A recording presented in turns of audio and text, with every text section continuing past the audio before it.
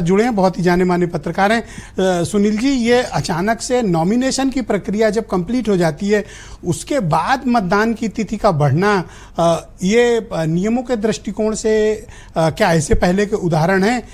क्या कोई emergency situation थी या आयोग को पता नहीं था कि कार्तिक पूर्णिमा होती है, उत्तर प्रदेश में कुछ पर्व होते हैं, पंजाब में कुछ पर्व होते हैं, क्या उसके देखे बिना आयोग ने तिथि निर्धारित कर दी? सवाल नंबर एक। और दूसरा, ये बटेंगे कटेंगे क्या ग्राउंड पर इम्पैक्ट छोड़ रहा है या नहीं? धन्यवाद विजय जी। निर्वाचन के घोषित होने के बाद ऐसा ही है कि निर्वाचन को टाला नहीं जा सकता, तिथियों में फेरबदल किया जा सकता है, लेकिन यह तत्काल होता है। यह ऐसा नहीं होता कि चुनाव की तिथि, नामांकन की प्रक्रिया पूरी हो गई, नाम वापसी की प्रक्रिया पूरी हो गई और उसके बाद आप तिथियों में परिवर्तन करते हैं। दूसरी चीज कि जब आप कोई निर्णय लेते हैं तो एक सम्यक निर्णय लेते हैं आप। अगर मान लीजिए उसी तारीख को झारखंड में चुनाव हो रहा है विधानसभा का, उसको क्यों नहीं टाल दिया आपने? क्या वहां कार्तिक पूर्णिमा नहीं मनाई जाती? आपने महाराष्ट्र का चुनाव क्यों नहीं टाल दिया विधानसभा का? क्या वहां प्रकाश पर्व नहीं मनाया जाता? वहां कार्तिक पूर्णिमा नहीं मनाई जाती? उपचुनाव आप क्यों टाले? और केरल में दो उपचुनाव हो रहे हैं, एक लोकसभा का और एक विधानसभा का।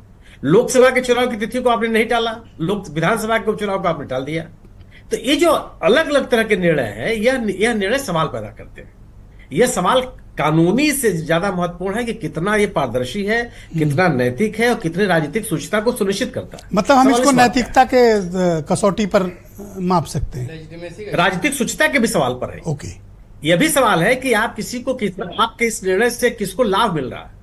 सवाल ये सही है कि क्या एक हर उम्मीदवार के पास खर्च की एक निश्चित सीमा है, उसके पास निश्चित संसाधन है, अगले 10 दिनों तक चुनाव प्रचार कैसे करेगा? और अगर वो नहीं करेगा तो क्या मतदाता उसको अपनी लड़ाई में मान पाएंगे क्या? 10 दिनों तक चुनाव कैंपेनिंग को सस्टेन करना किसी निर्दलीय उम्मीदवार के लिए संभव है? इससे बेनिफिट किसका है ये चुनाव के? उस राजनीतिक दल को जो सत्तारूढ़ दल है, उस राजनीतिक दल को जिसके पास संसाधन बहुत है। और निश्चित रूप से इन दोनों तथ्यों के आधार पर भारतीय जनता पार्टी से किसी कोई मुकाबला नहीं। निर्वाचन आयोग ये भी कह रहा है, भारतीय जनता पार्टी भी ने एक नोटिस चिट्ठी लिखी थी, कांग्रेस भी चिट्ठी लिखा था, आरएलडी ने भी चिट्ठी लिखा था, बीएसपी ने भी चिट्ठी लिखा था। लेकिन चिट्ठी कब लिखी गई थी? 16 अक्टूबर को, जब चुनाव की तिथियां घोषित की गई। निर्वाचन आयोग निर्णय कब ले रहा है? आज, जब हम और आप बात कर रहे हैं 3 नवंबर।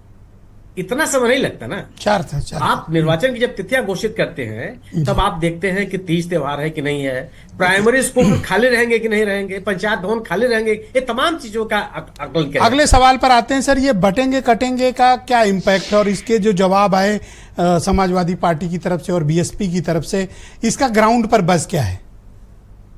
इसका ये भारतीय जनता पार्टी ने जो पोलराइजेशन की बात, मैं दे दूंगा प्लीज सर, कंटिन्यू आप बोलें। भारतीय जनता पार्टी ने तो अपने आप को इससे दूर भी करने की कोशिश की। पिछले दिनों उप मुख्यमंत्री केशव प्रसाद जी का एक बयान मैंने पढ़ा अखबारों में। उन्होंने कहा कि भारतीय जनता पार्टी का नारा नहीं है। मैंने भारतीय जनता पार्टी के कई नेताओं को यह कहते हुए सुना कि यह एकता की बात हम कर रहे हैं तो आप इस नारे से चिढ़ क्यों रहे हैं? सवाल इस बात का है कि यह नारा देने की आवश्यकता आपको क्यों पड़ गई? ग्राउंड में उत्तर प्रदेश में जहां तक सवाल है, यह इस नारे का जो ध्रुवीकरण की कोशिश है बीजेपी की, वो सफल होती हुई दिख नहीं रही। वजह में मैं मानता हूं कि इस साल के लोकसभा चुनाव के दौरान जो राजनीतिक स्थितियां थी, उन राजनीतिक स्थितियों में कोई परिवर्तन नहीं दिखता। सर, एक चीज की क्लैरिटी मैं चाहता हूं, ये नारा बटेंगे कटेंगे, ये ब्रांड योगी आदित्यनाथ है या फिर ये बीजेपी का नारा है? नहीं, ध्रुवीकरण तो बीजेपी करती है। आप योगी आदित्यनाथ का ही भाषण सुन लीजिए और झारखंड में हेमंत बिस्वा शर्मा का ही भाषण सुन लीजिए।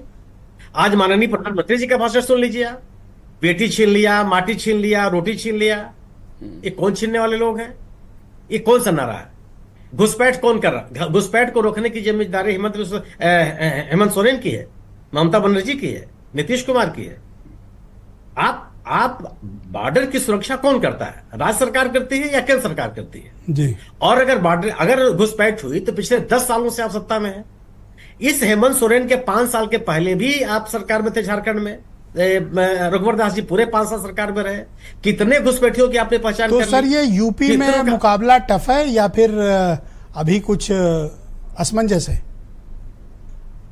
ब्रजेश जी, ये जो 10 मान लीजिए मिल्कीपुर को सहित तो इन विधानसभा क्षेत्रों का तो राजनीतिक इतिहास हमसे बेहतर आप जानते हैं।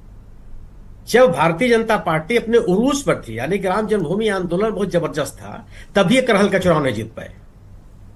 कटहरी और मिल्कीपुर आज तक केवल 2 बार जीते हैं।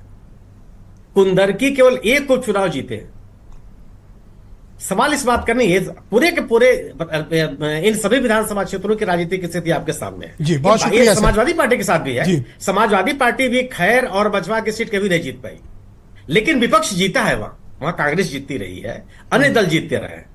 भारतीय जनता पार्टी के साथ तो स्थिति है ना। अगर आप इतने चुनाव के बाद भी अगर आप मिल्कीपुर के चुनाव टालने का क्या मतलब था, या कितने मजबूत हैं, कितने आप कमजोर हैं, ये सवाल अलग है। थैंक यू सर, बहुत शुक्रिया आपका सर। प्लीज हमारे साथ जुड़े रहिएगा। सेकंड राउंड में आपकी